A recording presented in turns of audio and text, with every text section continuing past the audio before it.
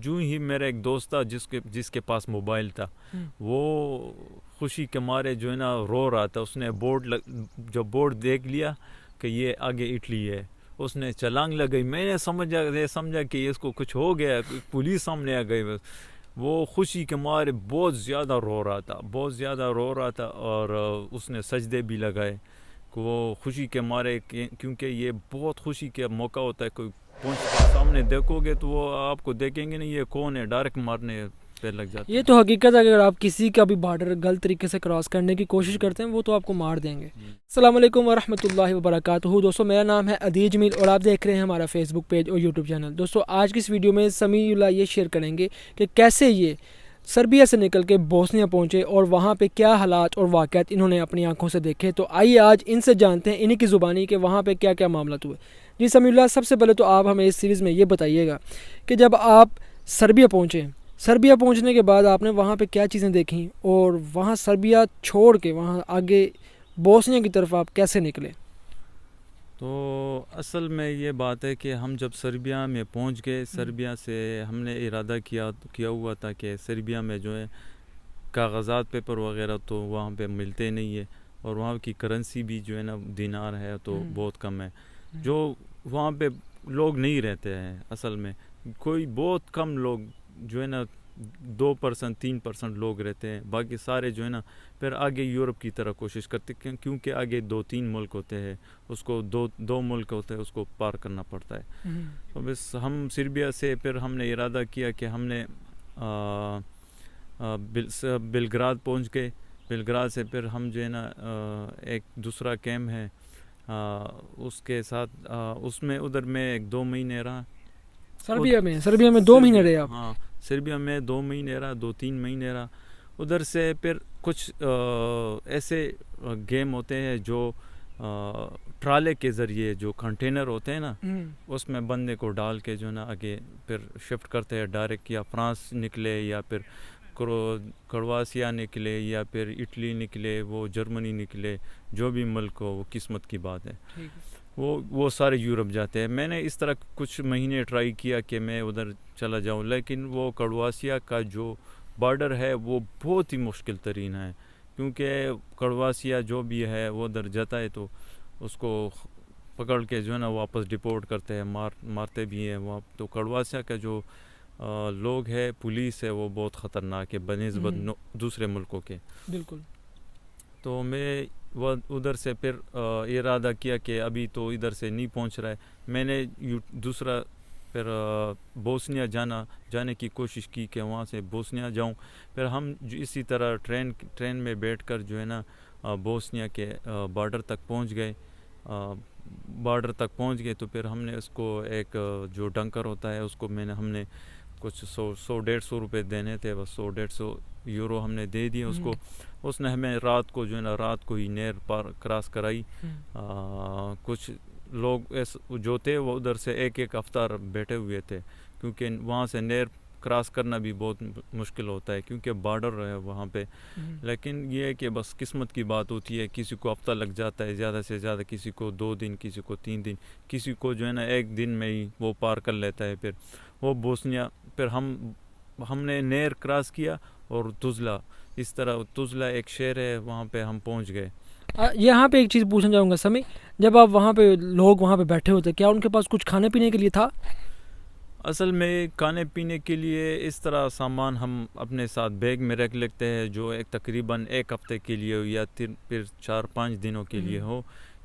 کوئی زیادہ تر سامان رکھتا ہی نہیں ہے, کیونکہ وہ 3-4 دنوں کا ہوتا ہے. وہ ادھر سے بندہ پانی بھی پی کر گزارا کر لیتا ہے, تو یا پھر کسی سے تھوڑی چیز لے کر جو ہے نا گزارا کر سکتا ہے.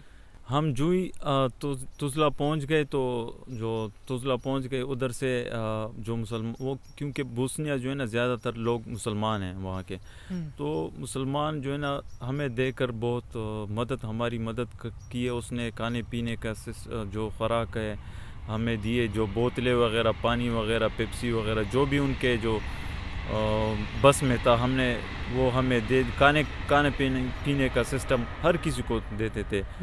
وہ پھر ہم اسی طرح سرائیوو پہنچ گئے, ادھر سے بس لیا اور سرائیوو پہنچ گئے. سرائیوو میں ایک کیمپ ہے بڑا, تو تو ہم ادھر کیمپ میں پہنچ گئے. ادھر ہمارے پھر اس طرح جو کھانے پینے کا کیمپ کے اندر ایک سسٹم ہوتا ہے, کارڈ لینا پڑتا ہے پہلے, وہ کارڈ لینا ہوتا ہے. میں نے وہ کارڈ لیا, کارڈ پہ تمہیں جو ہے نا پھر وہ کھانا وغیرہ اندر جانے کی اجازت ہے. اس طرح میں ادھر پھر سرائیوں میں کچھ اس طرح مہینہ ادھر کیمپ رہا. اس کے بعد میں ادھر چلا گیا لیپا بہاج چلا گیا. وہاں آپ اکیلے گئے تھے کہ یا ساتھ میں دوست بھی تھے؟ اس طرح ادھر یہ ہوتا ہے کہ کچھ آپ کے پاس اگر پیسے ہیں تو ٹیکسی والے کو دینے پڑتے یورو, وہ کچھ یورو دے کر جو ہے نا وہ آپ کو بہاج تک پہنچا دیتے. ویسے پہنچاتے بھی نہیں ہے, نہ بس والا آپ کو اجازت دیتا ہے, کیونکہ ہمارے پاس کچھ کاغذات وغیرہ نہیں ہوتے ہیں. تو وہ ہمیں اسپیشل ٹیکسی پکڑنی پڑتی تھی. ہم اسپیشل ٹیکسی کے ذریعے بہاج پہنچ جاتے تھے. اور ادھر سے پھر جو ہے نا بہاج میں پھر ایک کیمپ ہے لیپا کیمپ. لیپا میں ایک مہینہ ڈیڑھ ادھر رہا. میں سمی یہاں پر آپ سے ایک بات پوچھنا چاہوں گا. ابھی اس وقت جیسا کہ آپ تو ریسنٹلی تھوڑی دیر پہلے آئے ہو نا, تو وہاں پہ ابھی یہ حالات ہیں بوسنیا کے اندر کہ ابھی وہ بہاج میں کسی کو چھوڑتے نہیں ہیں, یہ بات حقیقت ہے؟ بہاج میں یہ سسٹم ہے کہ ابھی جو لڑائیاں وغیرہ ہوئی ہے, تو اسی وجہ سے جو کچھ لوگ جو ہے نا کبھی بولتے کہ ادھر ڈپورٹ کرتے ہیں, تو کچھ لوگوں کو اسی طرح جو ہے نا بوسنیا سے سربیا ڈپورٹ کرتے, پھر سربیا والے جو ہے نا آگے جو ہے نا یونان میں ڈپورٹ کرتے. اس طرح یہ سسٹم ہر سال جو ہے نا یہ لوگ کرتے ہیں. کچھ مہینوں جب زیادہ بندے ہو جائے یا پھر جو ہے نا مائیگریشن کا جو افسر وغیرہ ہوتے ہیں وہ ان کو بتا دیتے ہیں کہ ان کو ڈپورٹ کرو. تو ابھی اب یہ بتائیں کہ جب آپ لیپا کیمپ میں پہنچے وہاں پہ کیا حالات تھے؟ جب میں لیپا پہنچا, لیپا کے حالات بہت زیادہ گرمی تھی. تو گرمیوں میں جو ہے نا بندہ ادھر اٹلی کی سفر کا گیم لگاتا ہے. تو کیونکہ سردیوں میں ادھر گیم نہیں لگتا, جو لگاتے بھی ہے تو بہت سردی ہوتی ہے. سردی میں اس طرح ہوتا ہے کہ بندے بہت زیادہ لڑکے جو ہے نا موت کا شکار ہو جاتے ہیں, کیونکہ سردی میں جنگل ہوتا ہے. جنگل میں آپ کو کوئی نہیں دیکھے گا کہ یہ میرا کیا ہے, وہ آپ کو چھوڑ کے چلا جائے گا. لیکن آپ کو اس طرح سردی میں بہت مسئلہ ہوتا ہے. تو ہم ادھر گرمیوں میں گیم اس طرح کچھ دوست تھے ہمارے, 1 2 3 بار تو میں سلوانیہ سے پھر ڈپورٹ ہو گیا. سلوانیہ کے آگے ہم نے ارادہ کیا کچھ دوستوں کے ساتھ جو ہے نا گیم لگاؤ. کچھ 5 6 دوست تھے میرے ساتھ, جو ہم نے مل کے ایک تھا اس کو میپ کا پتہ تھا. تقریباً ہم نے 2 ملک پار کرنے ہوتے تھے. ایک کرواچیا تھا, اور ایک ہے سلوینیا. اس کے بعد جو ہے نا اٹلی آتا ہے. سمی ایک بات بتائیے کہ یہ جو لوگ وہاں سے لوگ گیم کرتے ہیں یا اس طرح سے ایلیگل نکلتے ہیں, وہ پیدل والے کتنے پیسے دیتے ہیں اور جو گاڑیوں کے اوپر آتے ہیں وہ کتنے پیسے دیتے تھے؟ جو پیدل ہے وہ اس کا تقریباً 500 سے 1000 تک پیسے لیتے ہیں. یہ مختلف ہوتے ہیں. کوئی بولتا ہے کہ یہ بہت اچھا ہے, لوگوں کی سنی ہوئی باتیں ہوتی ہے. بعض لوگوں کا جو راستہ ہوتا ہے نا وہ ایک دوسرے سے مختلف ہوتا ہے. بعض کا 15 ہوتا ہے, بعض کا 10 ہوتا ہے, بعض کا ڈیپینڈ کرتا ہے نا. تو اس لیے پیسے بھی کسی سے کتنے, کوئی 800 لیتا ہے, کوئی 700 لیتا ہے, کوئی 1000 لیتا ہے. اور ٹیکسی والے کا یہ ہے کہ وہ پھر بہاج سے مختلف ایک نہر ہے, چھوٹا سا نہر ہے, اس کو پار کرنا پڑتا ہے. اور نہر پار کرنے کے بعد کڑواسیے میں وہ آگے جو کچھ اس طرح جو بڑے ایجنٹ وغیرہ ہے وہ ان کے اپنی گاڑیاں ہوتی ہے, اپنے ٹرکیں وغیرہ ہوتی ہے.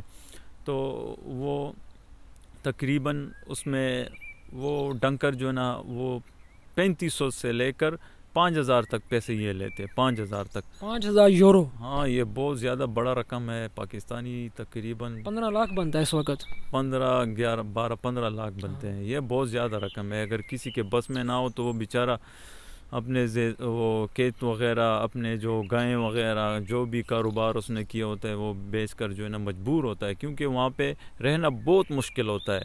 کھانے کا سسٹم نہیں ہوتا ہے, پینے کا سسٹم نہیں ہوتا ہے, کپڑے پہننے کا سسٹم نہیں ہوتا ہے, تو بہت مشکلات ہوتی ہے. تو پھر آپ نے وہاں پہ کیا کیا ایسا کیا کہ جو آپ پھر نکلے؟ کیا آپ نے گاڑی والی گیم کی یا پیدل آپ نکلے؟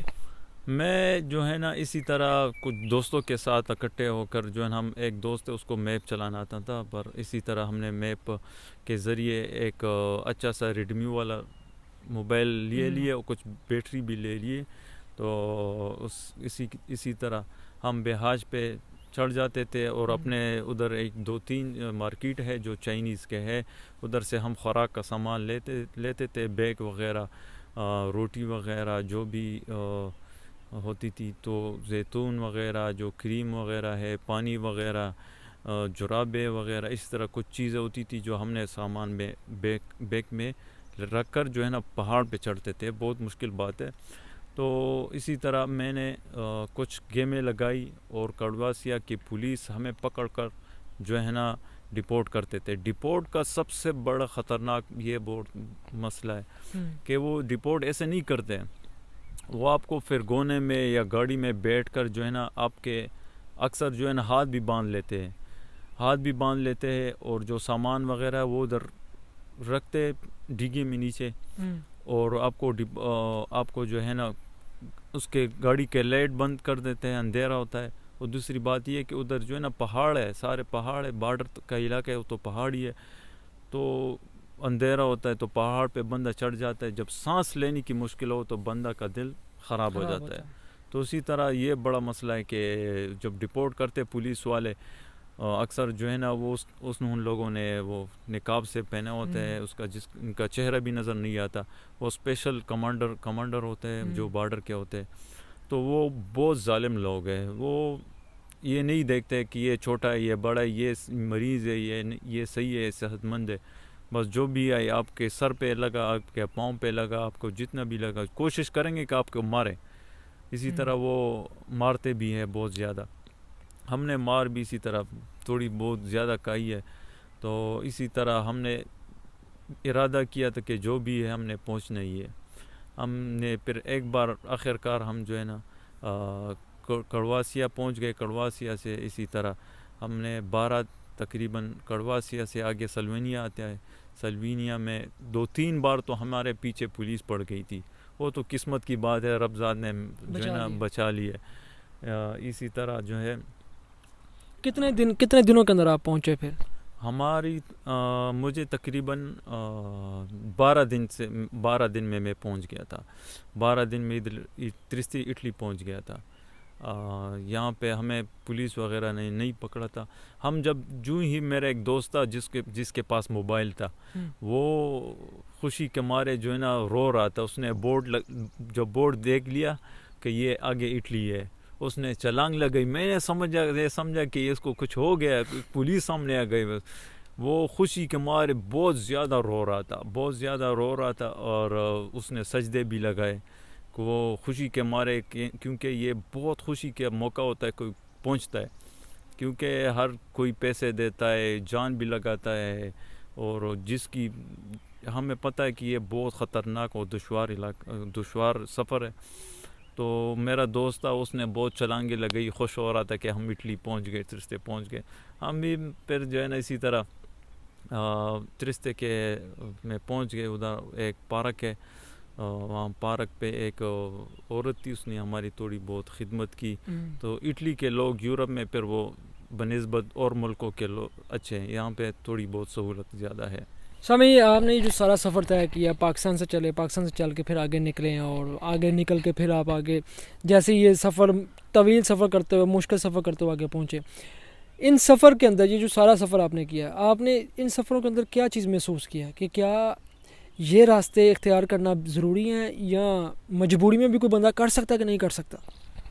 میں تو یہ کہوں گا کہ پہلے تو کوشش ہی نہ کرے کہ آپ لوگ اللیگل آئے، بالکل، جو بھی اللیگل آتا ہے نا تو اس کو پتہ چل جاتا ہے کہ اللیگل آنے کا کیا دشواری ہے، اپنے آپ کو موت کے کنویں میں ڈالنا پڑتا ہے، بہت جو ہے نا خطرناک سفر ہے۔ جس کے پاس اگر کوئی تھوڑی بہت پیسے ہو تو وہ کوشش کرے ویزے پہ آئے، جو بھی ملک ہے، رومانیہ ہے، ترکی ہے، وہاں سے ویزے لگتے ہیں، آرام سے جو ہے نا بندہ جہاز پہ آ جائیں. یہ نہ کہ آپ پیدل چل کے پہاڑوں پہ چڑھ کے اپنے آپ کو فوج اور کمانڈر اور ان لوگوں کے سامنے, یہ تو بہت ظالم لوگ ہیں. ان کو جب سامنے دیکھو گے تو وہ آپ کو دیکھیں گے نہیں یہ کون ہے, ڈائریکٹ مارنے پہ لگ جاتے ہیں. یہ تو حقیقت ہے کہ اگر آپ کسی کا بھی بارڈر غلط طریقے سے کراس کرنے کی کوشش کرتے ہیں وہ تو آپ کو مار دیں گے.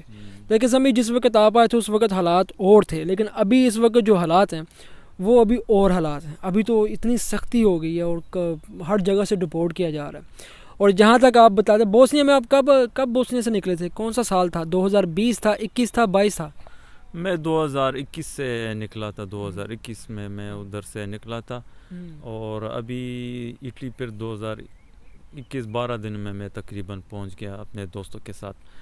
تو دیکھیں جب جس وقت آپ نکلے تھے اس وقت کروشیا بھی شینجن کے اندر نہیں تھا, تو ابھی کروشیا بھی شینجن کے اندر آ گیا.